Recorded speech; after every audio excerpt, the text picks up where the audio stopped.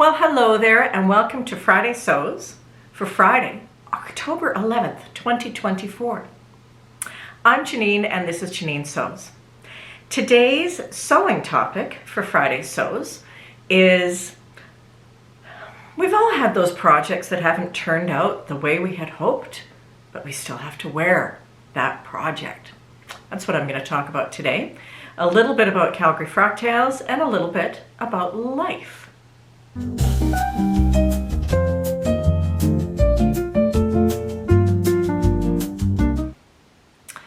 We have all been there.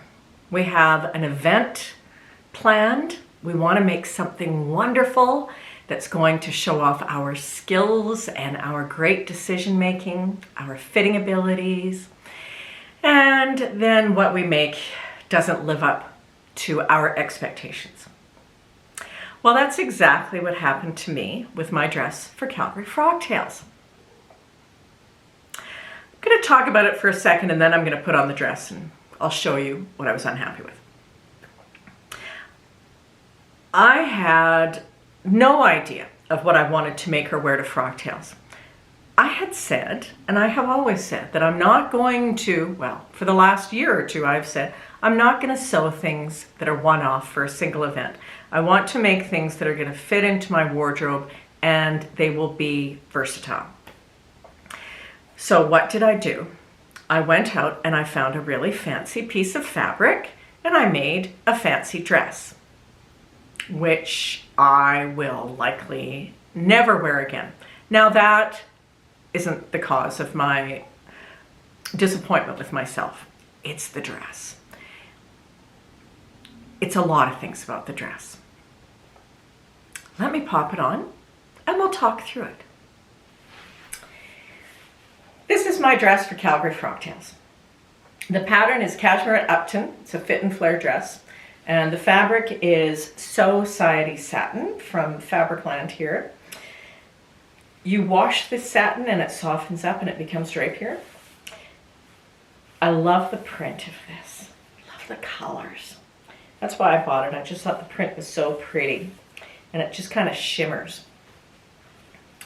But I don't like the dress and I'll tell you why. I made a toile for this. I made an actual toile and I made some adjustments. The biggest one being that I added an inch to the length of the bodice because it was too short. Otherwise, I just made a couple of small changes to the bodice so that it fit me better. You know, I'm older, I have a flatter chest here, so I made those changes and the toile fit really nicely. And then I cut out the fabric, sewed it up, and when I put it on, well, I was just really unhappy with it. So I had to spend a lot of time messing around because this fabric shows everything. So you can see the underarm is too short, so it's always creasing there. And it rides up here a little bit and it doesn't fit right on this side, all of these wrinkles and creases. And I tried pinning things out, I tried changing things and I just wasn't able to improve the fit. Changed bras, that helped a little bit. So I didn't like how every bump and line and fitting mistake showed on this fabric. But that wasn't really my biggest problem with this dress. I picked a style that I don't like on me. I don't like fit and flare dresses on me. Fit and flare dresses look beautiful on so many people. This is not the image I have of me. I'm a sheath dress, an A-line dress, a shirt dress. This high waist and fitted flaring is just not a look I like on me. So I just wasn't happy with it. I wore it and, you know, people commented on the fabric. It was not my best choice, that's for sure. And I wish I had made something else with this. Afterwards, I was really kicking myself for not finding a different pattern. Now, the lesson that was learned is when I'm working on something special, I have to take the time to sit down and use a croquis or just do a drawing of the dress style on my body. Because if I had done that, I know I would have said, that's not the look that I want. So it was just a disappointment. Didn't ruin my evening, but I wish that I had made something else. Now I have all this lovely fabric, and I do really like this fabric. So what I'm thinking I'll do is take the fabric from the skirt and make myself a little sleeveless top, because I would certainly wear this. And I love, this is fabric that can go on the washer. So this was my Frocktails dress. Not perfect. I'm not perfect. Wished I'd picked something else, but it was fine.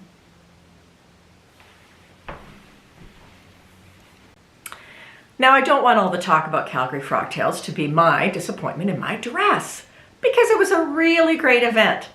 And I haven't had the chance to tell you about it since it took place on September 7th. So I'll just tell you a little bit about it. We held the event at a venue that had significance to those of us who sew. It's on a technical schools campus here in Calgary, SAIT, Southern Alberta Institute of Technology. And we had Frocktails in Heritage Hall, which has been around since 1922, which is a really long time for Calgary. But in that building, in 1922, there was a dressmaking and millinery program that was offered for young women. 1922, there weren't a lot of options for young women. You could work on the farm, you could be a domestic, you could go to normal school and be a teacher, you could be a secretary, or you could take a program like the one offered at SAIT and be a dressmaker, a seamstress, a designer, make hats. They also taught them how to work in a retail shop. For me, I felt like the ghosts of sewing were in that facility, because 102 years ago there were young women starting out their lives, great hopes and dreams in that very space, starting out their professional career. So it meant a lot to me, and it was also a nice space. We had 110 people there, and it was a cocktail party. So started at 7, ended at 11. When people arrived, they checked in at registration, and then we had a bar there, and we also had tables set up for all of our key sponsors. And there were representatives of all of those key sponsors. Several of them traveled from Edmonton, which is 3 hours north of Calgary. And it gave our guests an opportunity to speak to people from our sponsor businesses so that they could learn more about what those sponsors offered and know where to go locally to get sewing supplies. So we had a couple of fabric stores, a sewing teacher, a label making shop, bag designer, bag supplies, pretty much everything that you need to sew was offered by those sponsors. So it was great to see everyone learning about the businesses that supported the event. Once we got everybody through the bar line, and the bar line was very popular, we had an excellent signature drink, and I think I've got the recipe for it. I'm gonna put it down below because it was super popular. Then we brought everybody in and we started the event. Then we gave out a bunch of door prizes. Then we had the runway, which was super popular. People walking up on the stage, showing off the things that they made. Then we gave out a bunch more door prizes, and there was food, just many opportunities to mix and mingle with people who share the same love of sewing. Our guests were every age from 18 up. We had a real mix of age groups, which was fabulous to see. We had some people that had traveled from other cities.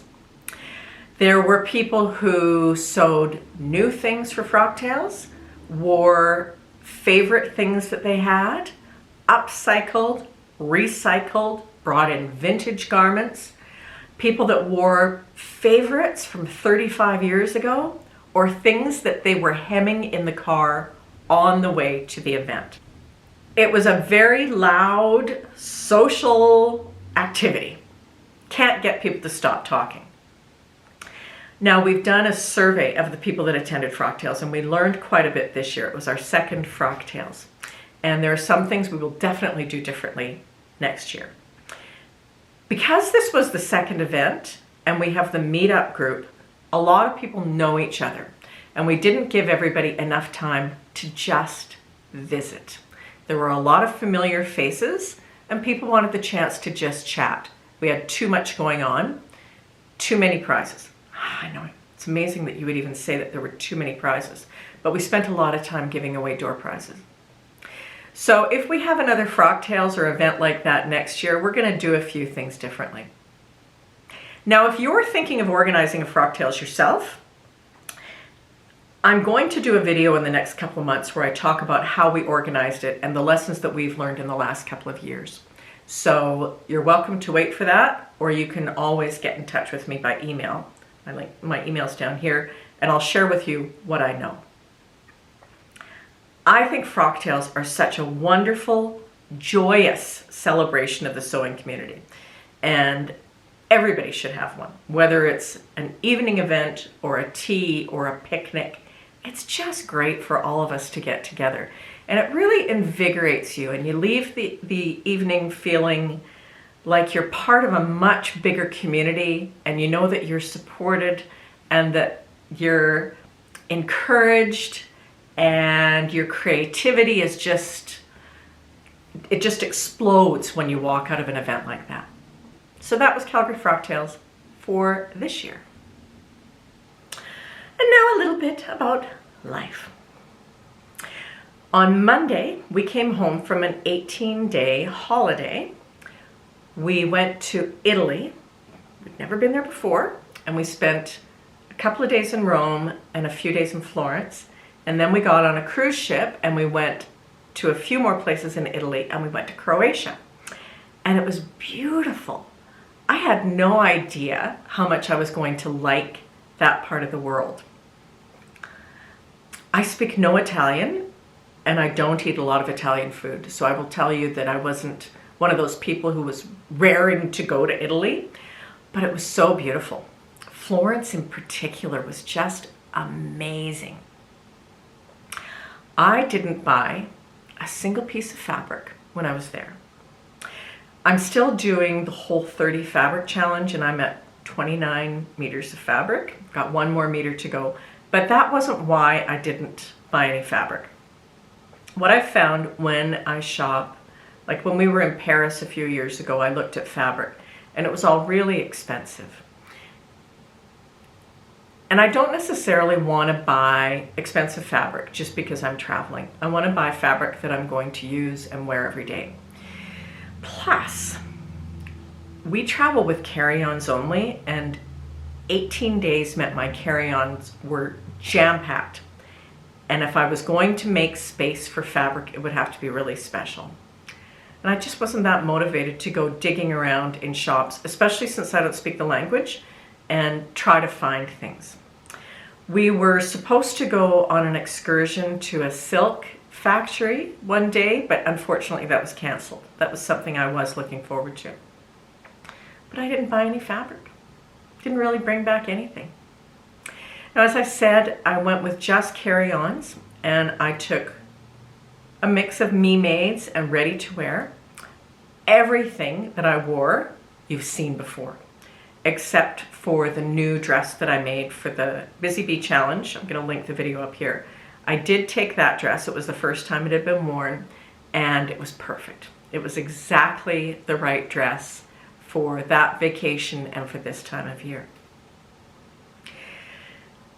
So that was kind of the end of summer, beginning of fall. But it was a great break. It was a really nice vacation. Came home very relaxed and with a new appreciation for Italy. I didn't really have any great desire to see Italy. I don't like Italian food. I think that's a big part of it. But I do like limoncello and I like Italian wine. So that was kind of the theme for several days.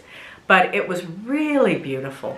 And I saw a lot of wonderful places and historic sites that are infamous that I didn't even really know about. I guess I'm not very curious about some places. It was a nice vacation. Came home. It's autumn. Sorry, the cat is just going crazy outside the door. She really missed us while we were gone. Came home, the grass is green. I don't think there's been a hard frost, but the trees are turning. It's very pretty right now. It's Canadian Thanksgiving on Monday, and we're going to a football game tomorrow. It's just going to be a nice early fall weekend. But we know winter is coming. There's nothing terrible in the forecast, but I know it's coming. Speaking of forecasts, if any of you are in Florida and in Georgia, gosh, I'm thinking of you watching everything that's going on with these storms. We lived through that for several years, and I know that it's really scary, and the cleanup is awful. So I'm thinking of all of you who are in the paths of these hurricanes or were in the paths of previous hurricanes. So I'll be back in a few days with information about the little challenge that I'm running that anybody is welcome to enter. And I'm going to sit down now and figure out what I'm going to make for Thanksgiving dinner on Monday. Happy Thanksgiving to the Canadians. Happy weekend, happy October weekend. It's football and hockey season.